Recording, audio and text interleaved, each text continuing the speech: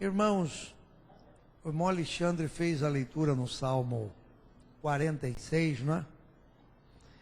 E quando ele está lendo aqui, falando desse rio, eu estava me lembrando como a palavra de Deus ela é rica, não é? O Salmo 46, ele é um cântico que o povo de Israel cantava. Os cânticos para Israel, irmãos, eles vão além daquilo que a gente pode compreender. Assim devem ser os nossos cânticos também. Os irmãos me perdoem a minha intromissão na vida de vocês, mas às vezes eu fico daqui olhando para vocês.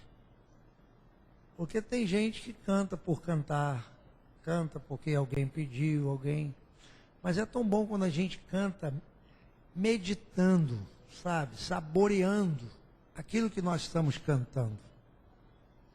Porque cada cântico tem uma mensagem. Em cada cântico tem algo de Deus para a nossa vida. Às vezes você entra num lugar como este e traz para aqui as suas preocupações, apreensões, um dia carregado, sobrecarregado, como eu muitas vezes, meu Deus do céu, muitas vezes. Eu ia ao templo, ainda hoje, às vezes cansado, né? E quando você chega aqui, uma palavra de um hino te renova. Um louvor te abençoa, né? Se a gente estiver ligado, irmão, no momento que você põe o pé aqui, Deus já está falando conosco. E Ele fala de muitas e de várias maneiras, não é? Deus, Ele fala de toda forma, de todas as maneiras. Às vezes você pode estar entrando no santuário, alguém bate no teu ombro, te dá uma palavra assim, ó, e a palavra já é Deus falando com você. Não é? Aquela palavra ali já é Deus te dizendo alguma coisa. E quando a gente está ligado no céu, a gente recebe, entende, percebe o que Deus está falando, não é? É como diz o hino, né? Como mesmo quando fica em silêncio, né? Está trabalhando, está falando, enfim.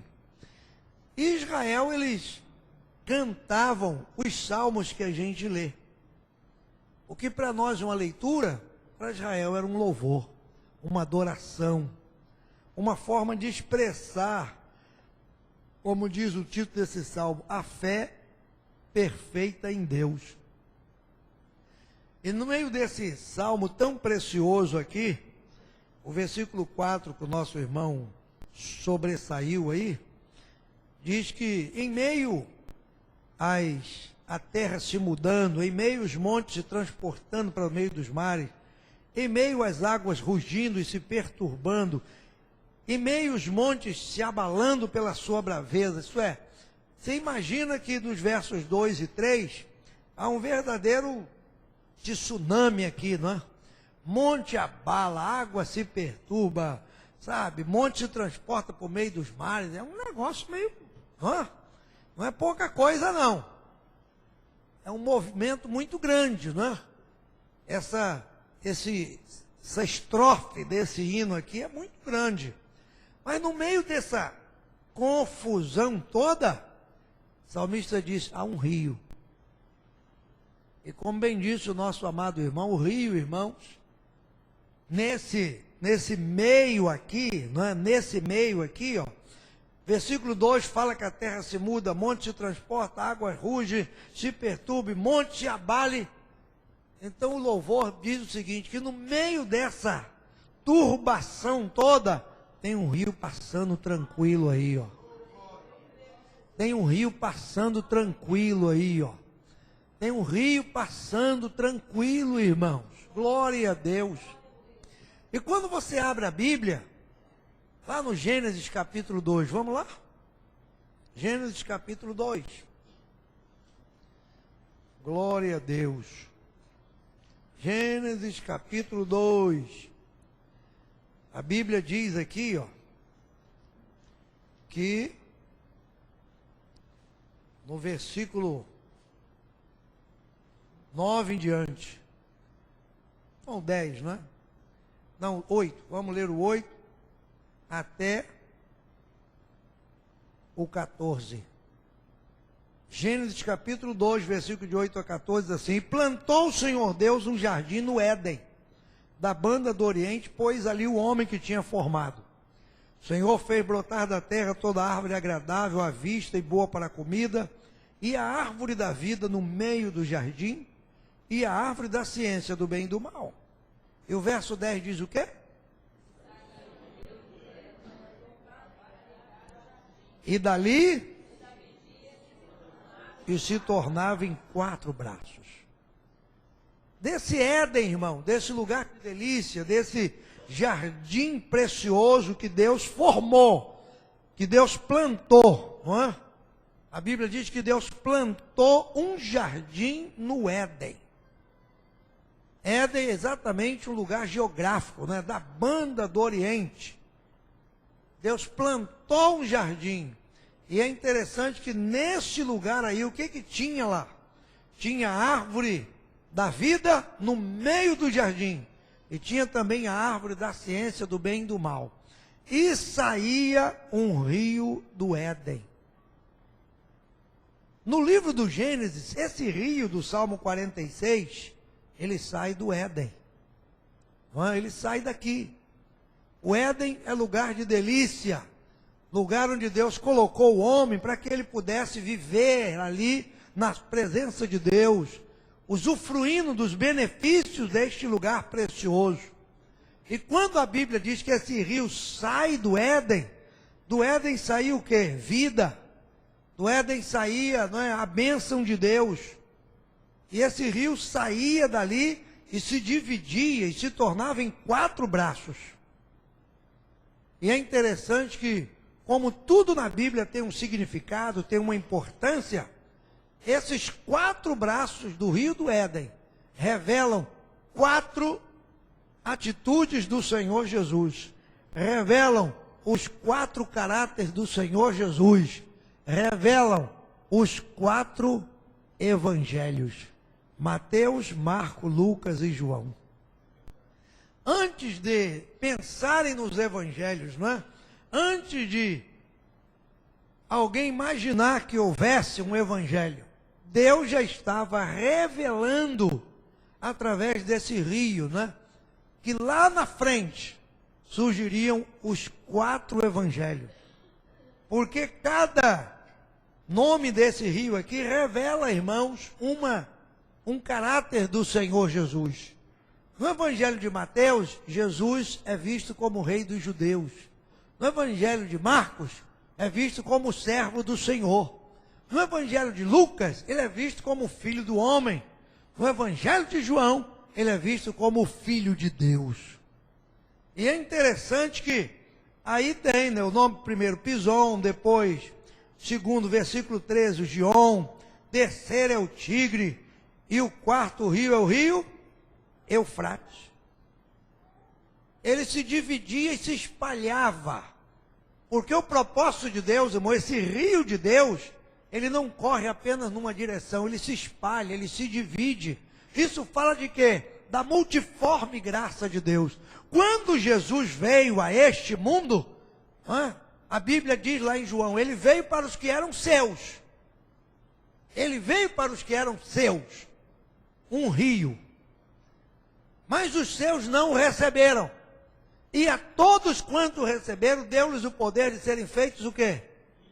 Filho de Deus. Ele veio como um rio que se dividiu, que se espalhou. Não é? Ele veio para como um rio, mas ele se espalha, ele se divide sobre a terra. Então isso fala da multiforme graça de Deus através de quem? De Jesus. Jesus não veio para Jesus veio para todos, não é? E é interessante que cada evangelho, ele mostra um caráter de Cristo, uma natureza de Cristo, uma ação de Cristo, para judeus, para romanos, para os gregos, para a igreja. Cada um que puder pegar desse rio aqui, vai ser abençoado. E graças a Deus que a igreja, não é? Ela hoje faz parte de dessas, podemos dizer, afluentes desse rio aqui. Porque um desses afluentes aqui é o Evangelho de João, que foi o Evangelho escrito para quem? Para a igreja, onde Jesus se revela como o Verbo de Deus que fez carne, que habitou entre nós, e nós podemos dizer, como João disse, e vimos a sua glória.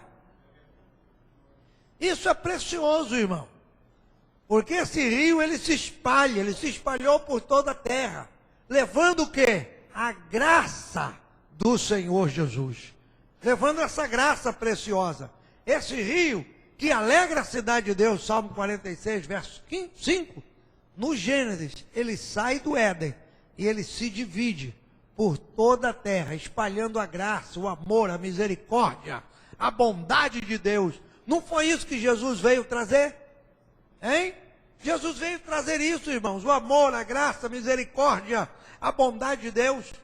Em todas as ações do Filho do Homem, o que é que nós vimos? A graça e a misericórdia de Deus manifestada, de maneira abundante, não é? De maneira preciosa, Jesus curando, Jesus libertando, Jesus salvando, Jesus transformando, Jesus mudando situações, Jesus operando milagres, prodígios, maravilhas. Isso era a graça de Deus entre os homens. E nós somos fruto desse rio precioso que chegou até nós pela graça de Deus. Agora vamos para o livro de Ezequiel. Vamos dar uma olhada no livro de Ezequiel. Livro do profeta Ezequiel, capítulo 37. Não é, irmã Beth? A Beth hoje está quietinha, está tomando um remedinho aí. Nós vamos orar por ela daqui a pouco, por todos os enfermos essa noite. Mão na cabeça dos enfermos. Ezequiel, não, 37 não, perdão, 47. 47. Ezequiel 47. Olha o que diz o profeta aí. Depois disto. Depois disto. É interessante, irmãos, que cada palavra da Bíblia nos faz pensar alguma coisa. Depois disto. Disto o quê? Depois disto o quê? Ezequiel, irmãos, ele foi levado para os meios dos cativos, lá na Babilônia, para profetizar para aquele povo acerca do cativeiro, porque ninguém entendia. O que foi que nós fizemos para estar aqui? Então Ezequiel estava lembrando os pecados do povo, o que os levou ali. E até o capítulo 39, Ezequiel profetiza para a nação de Israel. Dos capítulos 40 até o 46, Ezequiel vai mostrar, ou melhor, Deus mostra a Ezequiel o futuro espiritual de Israel, que é o grande templo que será edificado no milênio, quando o Senhor estabelecer o seu reino nessa terra. Então aqui Ezequiel já está mostrando como será esse templo, né? Como Deus agirá, como será o ofício sacerdotal. Tem muita coisa boa para a gente aprender aí, dos capítulos 40 até o 46. Aí quando chega no 47, né, depois dessa visão do templo, Ezequiel vai ter agora uma outra visão. E ele diz assim: depois disto me fez voltar à entrada da casa, isto é, do templo. E eis que saíam umas águas debaixo do umbral da casa para o oriente, porque a face da casa olhava para o oriente, e as águas vinham de baixo, desde a banda direita da casa, da banda do sul do altar. O rio que o povo de Deus cantava lá no Salmo 46, essa expressão, há um rio cujas correntes alegram a cidade de Deus, não é? No Gênesis, ele sai do Éden. Em Ezequiel, ele sai de debaixo da casa de Deus. Debaixo da casa. Ezequiel teve a visão da casa, do santuário, da grandeza do santuário. E é interessante, irmãos, que aqui a Bíblia diz que ele estava olhando e as águas vinham de baixo. Brotava a água da casa de Deus, brotava. Deus vai construir um templo e debaixo do templo vai sair água. Isso significa que templo, irmãos, é lugar de vida, porque água fala de vida. Onde tem água tem vida, não é? Onde tem água tem vida. E essa água ela sai. E é interessante que agora Ezequiel tem uma experiência com essas águas. A princípio, não é? No versículo 3, as águas davam pelos artelhos. Depois, no versículo 4, no final, davam pelos lombos. Depois, no versículo 5, era um ribeiro pelo qual não se podia passar. Aí Deus levou ele, não é? À margem do ribeiro. Aí me disse o Senhor, no verso 11, essas águas saem para a região oriental dessa campina, é levada ao mar, para quê? O que diz o final do versículo 8 aí? Entrarão no mar e, sendo levadas ao mar, é para quê? Sararão as águas. Por onde esse rio passa, ele sara. Por onde esse rio passa, ele renova. Por onde esse rio passa, irmãos, ele dá vida. Ele produz vida. Olha o que a Bíblia diz. Toda criatura vivente que vier, por onde quer que entrarem esses dois ribeiros, viverá. Haverá muitíssimo peixe. As águas chegarão, sararão, viverá. Tudo por onde quer que entrar esse ribeiro. Isto é, por onde essas águas que saem da casa de Deus passar, ela produz vida. Produz vida. Esse rio, cujas correntes alegram a cidade de Deus, é rio de vida. É rio de alegria, irmãos. É rio de regozijo, é rio de renovação. A Bíblia diz ali que ele vai passando ali, ó. Versículo 12, por exemplo, junto do ribeiro à sua margem, subirá toda sorte de árvore que dá fruto para se comer, não cairá sua folha, nem perecerá os seus frutos. Por quê? Porque é rio de vida de Deus. Aí você lê o Salmo 46, versículo 5, né, e se alegra, como nosso irmão, há um rio cujas correntes alegram a cidade de Deus. Aí nós vamos para João capítulo 7. E vamos terminar no Apocalipse 22, viu? Que bênção. João capítulo 7, versículo 37 e 38. O que nós temos aí? O que a Bíblia nos diz? E no último dia, o grande dia da festa, Jesus pôs-se em pé e clamou, dizendo o quê?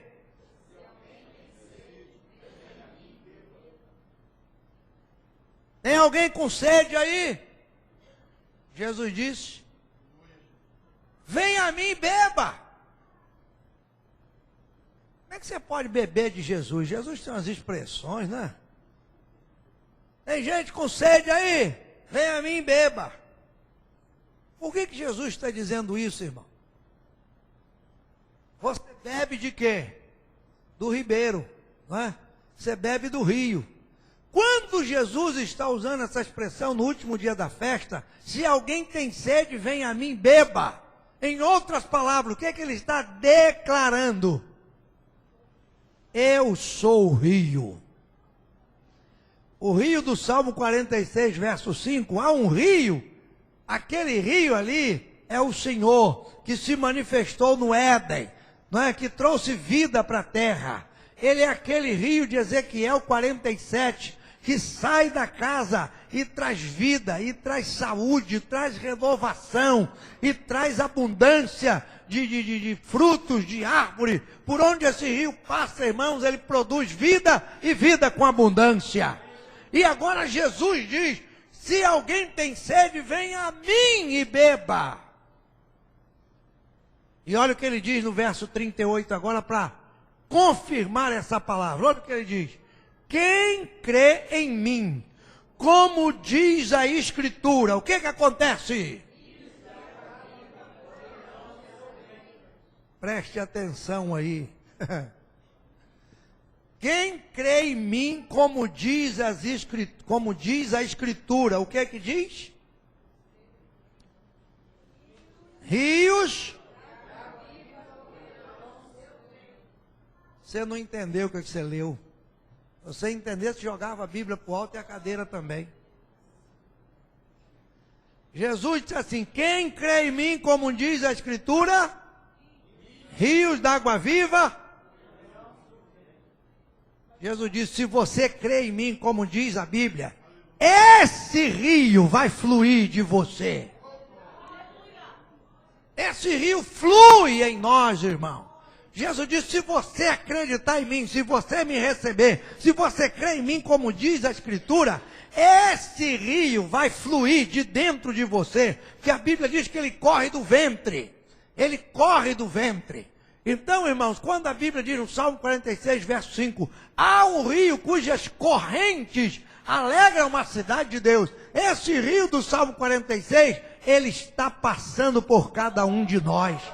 Quem recebeu Jesus, quem tem Jesus, quem crê em Jesus, quem adora Jesus, tem esse rio dentro dele. E aí eu posso voltar ao Salmo 46 para você entender o que eu quero dizer, o que a Bíblia diz. Onde é que está o rio no Salmo 46? Quem lembra o que eu disse no início? Ele está depois do verso 3 e 4. Passando no meio de quê? Dos tormentos. Ainda que a terra se mude, ainda que os montes se transportem, ainda que tudo se abale, ainda que as águas rujam, ainda numa linguagem comum de hoje do carioca, ainda que o pau quebre. Pau está quebrando, o negócio está feio, tem água se perturbando, rugindo, monte sendo transportado, não é? A terra se mudando. No meio do caos, no meio da confusão, quem tem Jesus, tem um rio fluindo dentro dele, irmão, que não se perturba, que não se inquieta, que não se incomoda, sabe? Pode haver perturbação de um lado, tribulação de outro, você tem um rio de água viva dentro de você. E quem tem esse rio, ainda que as águas rugem, se perturbem, que a terra se abale, o rio traz o quê? Segurança, tranquilidade, convicção, certeza. É isso que Jesus traz para a nossa vida. É isso, irmão. Quem tem Jesus não fica apavorado, não. Sabe? Não. Ah, pastor, ouvi dizer que você tem Jesus? Esquece. Ah, eu ouvi falar que você tem Jesus? Fica tranquilo. Fica tranquilo. Domingo à noite aqui nós oramos pelo missionário Pedro que está na Índia. Quem lembra? Nosso irmão fez o clamor aqui, oramos e entregamos a situação que estava difícil ali na mão de Deus. Ontem Pedro ligou aqui na igreja. Eu tentei ligar para ele desde domingo de noite, não sei o que, não conseguia. Ontem, né? Foi ontem? Foi ontem, você estava terça, né? Ela que atendeu o telefone ali, o orelhão, Pedro ligou no orelhão, lá da Índia. Essa menina atendeu e falou: pastor, é por senhor. Falei: o senhor está no céu, sentado no trono, e eu estou aqui.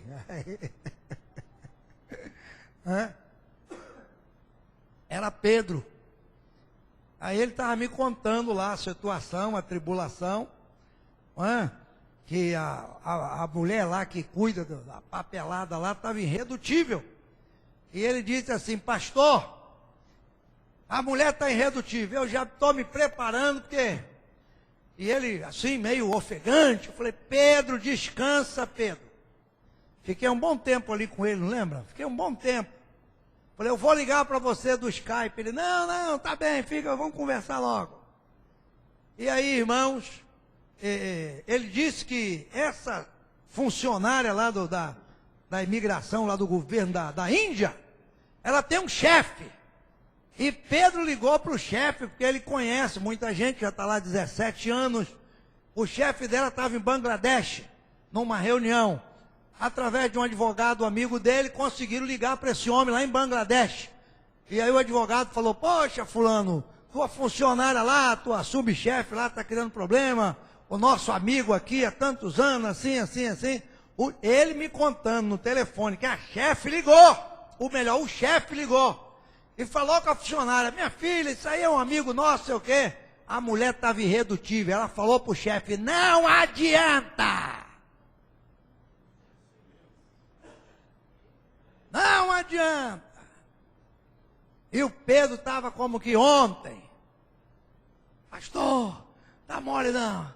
A mulher está pedindo um monte de documento, já falei com o advogado, ela agora quer negócio de imposto de renda, não sei o quê, e tal. Esses anos todos, o que é que eu fiz no país, ela quer negócio de imposto de renda, e tal. Eu já estou com contador, não sei o quê, amanhã eu vou lá de novo. Aí eu falei: Pedro, abre a Bíblia aí, Pedro. Aí ele abriu a Bíblia. Abre o Evangelho de João aí, Pedro. Capítulo 3. Aí ele abriu lá.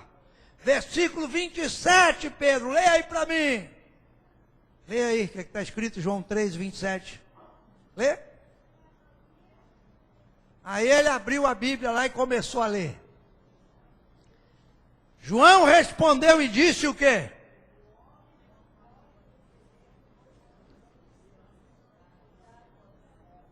Só 2 crentes leram, todo mundo lendo. João respondeu e disse o quê? 2 pontos.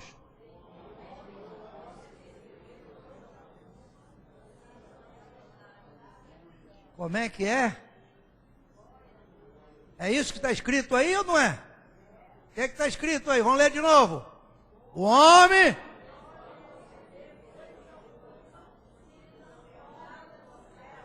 coisa alguma, nem pirulito, nem bala, tu ganha. Se não for dado de onde? Aí quando Pedro leu, ele falou assim: já entendi, professor. Eu falei: quem manda na tua vida não é essa mulher, não é o chefe dela, não é o presidente da Índia. Quem manda na tua vida é o céu. Quem vai dar ordem a teu respeito, Pedro, não é ela não, é o céu. E ele se alegrou e tudo, e falou: pastor, professor, eu chamo de professor, que foi professor dele na escola de missões, pela graça de Deus. E aí ele disse: professor, estou com essa palavra aí, Mambete também já falou comigo e tal, amanhã eu vou lá de novo. Quando ele ligou para mim aqui, era 12:30 por aí, a gente ficou por aí depois da oração, a irmã Rosângela já ajudando a ajeitar os cacarecos aí, e ele falou... Eu falei: que horas são aí? 9:30 da noite. Era 12:30 aqui, 9:30 da noite na Índia. Eu falei: tu vai dormir com essa palavra em nome de Jesus, e amanhã tu vai lá. Leve essa palavra lá, bota diante da mulher. E quando eu cheguei em casa hoje, né? Eu saí para ver não sei o quê, telefone toca, era o quê? 2 horas, 1 hora, sei lá. Ele me liga, de novo hoje: professor! Jesus é bom, professor. Eu cheguei lá hoje e falei: minha senhora, minha vida não está na sua mão não. A Bíblia diz que eu não posso receber nada sem que venha do céu. É o céu que manda na minha vida. Eu não estou aqui por causa de ninguém, eu estou aqui por causa do céu. E ele chegou lá brabo, em nome de Jesus. E a mulher recebeu o papel que ele levou, pegou o processo dele que já estava querendo que ele voltasse, falou: ó, eu vou te dar um tempo para você ficar por aí, até você resolver sua vida. E ele falou: quanto é esse tempo? Pode durar 1 semana, pode durar 1 mês, pode durar quantos anos quiser. E mandou arquivar a confusão lá, e Pedro está quieto em nome de Jesus. Amém? Ei, irmão! No meio da tribulação há um rio! Há um rio, há um rio, há um rio. E foi isso que Jesus disse aqui, ó: se você crê em mim, esse rio vai fluir dentro de você. Vai fluir. Sabe, irmão? Por isso que Jesus disse: eu vim para que vocês tenham vida, e vida com abundância. O rio, ou melhor, o crente, ele é portador desse rio. É por isso que por onde o crente passa, irmão, o crente produz vida. Por onde você passa, você produz vida. Por quê? Porque esse rio flui dentro de nós. Nós somos portadores desse rio. Sabe, onde você chega que está seco, a tua presença já vai logo, sabe, irrigando, já vai mudando. Muda tudo, irmão. Sabe, onde você trabalha, onde você estiver, você mudou para um prédio, o prédio vai mudar. Você chegou na rua, a rua vai mudar. Você chegou no trabalho, a seção vai mudar. Porque dentro de você flui um rio de água viva.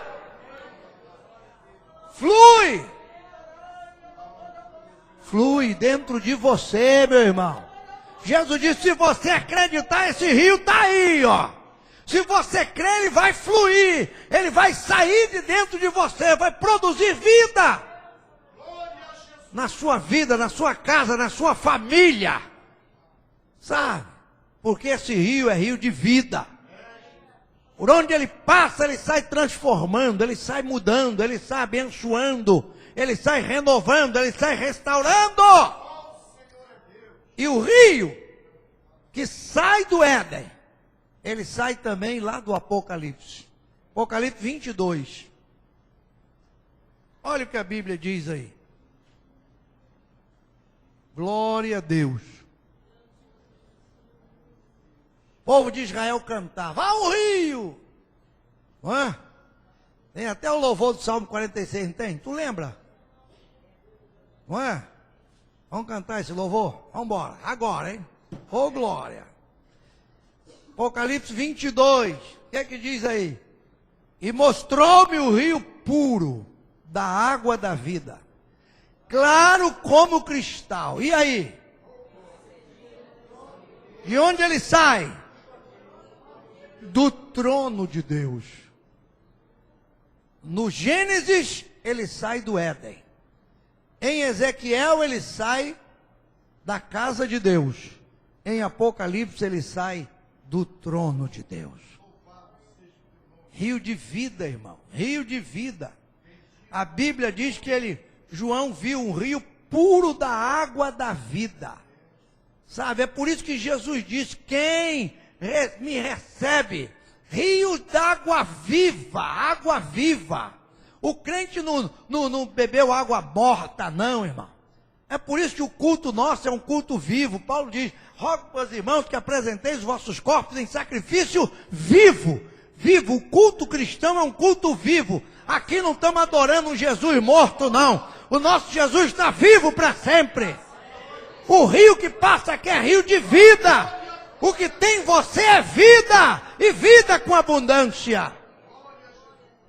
E aqui em Apocalipse, é rio puro, de água da vida. Foi por isso que Jesus prometeu para o crente o quê? João 10, 27. Deu-lhes a vida eterna. Eterna, vida eterna. O crente, irmãos, ele tem dentro dele, sabe, esse, como é que diz assim, o genes, né, da vida eterna. Esse rio, que é a presença de Cristo, que é a presença do Espírito, esse rio produz em nós vida eterna. Ah, mas então por que o crente morre? O crente morre, irmão, porque a morte é a maneira de a pessoa não sofrer mais. A morte é para a pessoa não sofrer. O homem pecou, transgrediu, não é? Ele limitou os seus dias. Deus disse, olha, você é pó vai se tornar, e agora não tem mais jeito. Agora imagine se o homem não morresse. A enfermidade, a dor, né? Sei lá, e a pessoa não morre. 500 anos, 1000 anos, 2000 anos, sofrendo, um caroço. Não morre, não adianta, eu vou ver assim eternamente. Então Deus deu uma solução. Trouxe a morte como meio de aliviar o quê? O sofrimento. Então a pessoa morre quando não aguenta mais, o corpo não resiste, falece o corpo. O corpo falece, mas o rio, irmão, essa vida, sabe, isso que está dentro de nós, que Jesus colocou ali, que você recebeu pela fé, isso vai para a presença de Deus. Vai, porque essa vida, ela vai ressuscitar o teu corpo. A Bíblia diz que naquele grande dia, os que morreram em Cristo ressuscitarão, os vivos seremos transformados, e nós vamos encontrar o Senhor nos ares, e assim estaremos para sempre com o Senhor. Porque é vida e vida com abundância, vida eterna, vida para sempre com o Senhor. E aqui no Apocalipse, irmão, esse rio sai do trono de Deus. O que você tem é algo muito especial. O que esse rio produz no crente, irmãos, é algo muito especial. A Bíblia diz aqui, ó, no meio da praça, versículo 2, estava a árvore da vida que produz, não é? E ali está, ó, tudo que Deus planejou para o homem no princípio, ele está onde agora? No fim. Tudo que Deus planejou no princípio, está onde? No fim. Qual é o fim de todas as coisas? Tem gente que fala assim, mas pastor, a terra não vai acabar, o mundo não vai acabar, o mundo não vai acabar, a terra não vai acabar, nada disso. Vai haver sim uma mudança, vai haver sim uma transformação, porque o diabo um dia vai ser preso, lançado no lago de fogo e enxofre. Os que não tiverem seu nome escrito no livro da vida também serão lançados ali. Não haverá mais morte, porque a Bíblia diz que o último inimigo a ser vencido é a morte. Não tendo morte, não tendo diabo, não tendo mais coisa alguma, Jesus reinando sobre essa terra, aí sim, esse rio vai fluir livremente, produzindo vida e vida com abundância, vida eterna. Vida eterna. E como garantia de que esse rio de água viva que nós temos recebido através de Cristo é um rio divino, ele está no Éden, ele está em Ezequiel e ele está no Apocalipse. Ele sai do Éden, ele sai da casa de Deus, ele sai do trono de Deus. Então, meu irmão, você tem algo precioso dentro de você. Às vezes, olhando para nós, né, a gente diz assim, meu Deus, o que eu tenho, né? Eu não tenho nada. Eu fico invocado, os irmãos me perdoem, com esses crentes que ficam perguntando para o outro, e aí, está onde? Aí o crente que não entende muito de Bíblia fala, estou lá no pastor Roberto. Cheguei na igreja da Penha outro dia, um moço me viu, ô pastor, que bom te ver, está onde? Eu estou em Cristo. Onde é que eu estou? Ah, meu Deus. Fazer pergunta besta para mim? Onde é que você está? Estou em Cristo. Onde é que você vai? Para o céu. O que é que você está esperando? Jesus. Pronto, acabou. Cara, eu não estou em ninguém, nem esperando ninguém, irmão. Eu estou em Cristo, vou para o céu e estou esperando Jesus. Acabou. Ora. Não é? Mas as pessoas perguntam, pô, onde é que você está? O que é que você é lá? O que é que você faz lá? Aí o crente que não conhece, não sabe o que ele tem, fala, lá eu não sou nada, não faço nada, não toco nada, e não sei o quê. É crente que não conhece Bíblia. Porque quem tem um rio desse fluindo dentro dele, meu irmão, misericórdia. Sabe? O que você tem lá? Lá eu tenho água viva. Lá eu tenho palavra viva. Lá eu tenho Jesus vivo. Lá eu sirvo numa igreja viva. O que você faz lá? No sentido de você é obreiro, né? Você é pastor, você é alguma coisa. O que você faz lá? Você adora o Senhor. Adora. Se você acha que adorar é pouco, irmão, porque tu não conhece o que é adoração. Qualquer dia vocês me lembram que eu vou pregar sobre adoração aqui. Vocês me lembram, pastor, cadê o negócio da adoração? Aí eu abro essa Bíblia aqui e vou mostrar para vocês aqui, ó, do Gênesis ao Apocalipse o que é adoração. Só para vocês me lembrarem. Vocês veem o valor, a grandeza, a importância. Pode estar aqui em frente, pode estar aqui em cima, pode estar lá atrás. Se você adorar, a coisa muda. Porque o rio flui. Sabe onde é que o rio flui? Na adoração. Não é? O rio flui na adoração, irmão.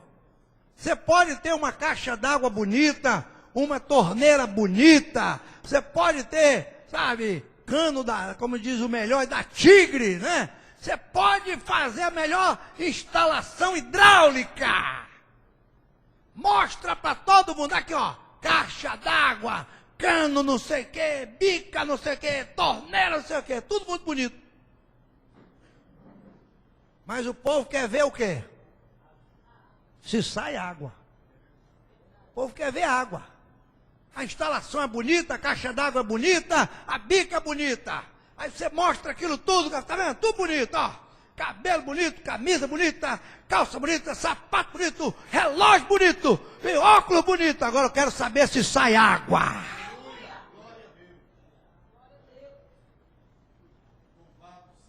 Sai água? Ou é uma cisterna que não tem nada, vazia? Não é? Tem gente que é todo bonito. Eu fico pensando nisso, sabia? Tem gente que chegava pro guarda-roupa assim, meu Deus, tem roupa para ir para a igreja hoje. Domingo eu já fui com essa, segunda eu fui com essa, quarta eu fui com essa. Ai meu Deus, não tem nem roupa para ir na igreja. Se eu for com essa de novo, o povo vai ver, de novo? Irmão, ninguém está aqui para olhar se voltou com a mesma roupa de novo.